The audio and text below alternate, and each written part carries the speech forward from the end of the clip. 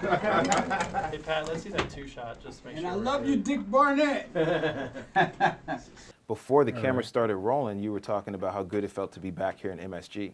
Oh my gosh, this is like a dream whenever I come back to this building because, you know, I was the first rapper, the first MC to perform at Madison Square Garden. Yeah. And I remember that night like if it was yesterday. The Commodores were on the show and Bob Marley was on the show. So I'm standing backstage, right?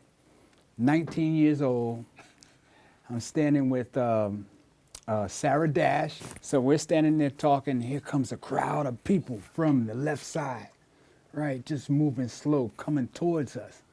And I'm like, whoa, what's going on here? Who are all these people? And they come and they just stand right in front of us. And the crowd starts opening up. And there's a guy who comes out. He has some dreads on. And he comes up, it's Bob Marley. He comes straight to me. I'm 19 years old. He sticks out his hand. He says, Kurtis, I like your stuff. Shook my hand, went back in the crowd closed up and they just kept walking. And I was like, oh my God, did you see that? That was Bob Marley. And that's you at 19. At 19 years old, In man, I'll never MSG. forget it. At MSG, what a wonderful place. Now you talk Great, about great first. place. I mean, you're the first in so many ways, right? Like first music video, rap music video. Yes, on MTV, the song Basketball. Yeah, I mean, All right. come on. Like, I figure if you're gonna walk into an NBA arena, you hear it at high school games, you hear it at middle school games, college. What's it like to always hear that trademark played at the place that's so close to your heart? Well, it's straight honor. I didn't know it was going to be that big, but I just wanted to make a song. Actually, my wife came up with the concept. Here's a female. She said, man, you should do a song about basketball because all these sports, they have their theme songs, you know, like baseball. Take me out to the Vogue. But basketball doesn't have a theme song. You need to do one.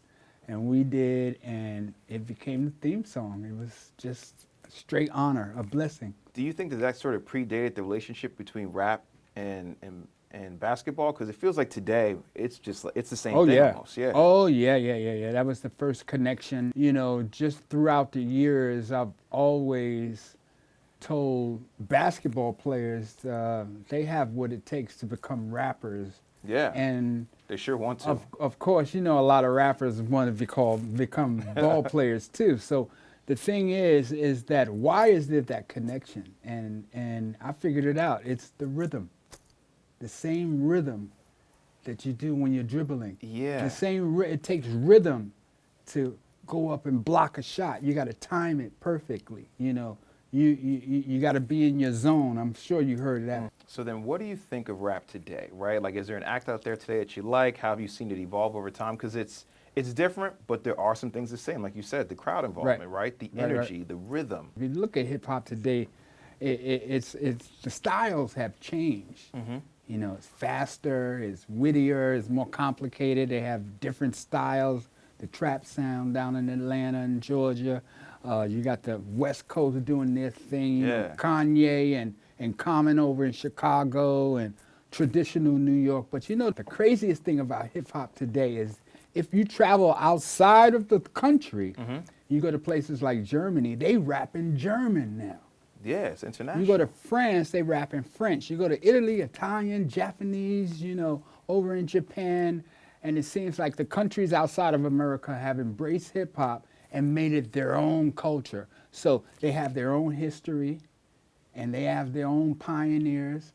And the cats who are rapping now in their native tongues are the top pop artists in their country. Yeah. And it's just something incredible and awesome to see. I went to the Middle East doing like a Bob Hope tour. And so we were in Pakistan and I was at the U.S. Embassy talking to the guard. He was like, yo, Kurt, check this out. There's a rap group in Palestine. And the songs that they make, this Palestinian rap group, the songs that they make are the #1 requested songs on the Israeli radio station. It's just going everywhere. And that's the power of hip hop. It's the first Perfect. album for hip hop. Man. Look and check my signature.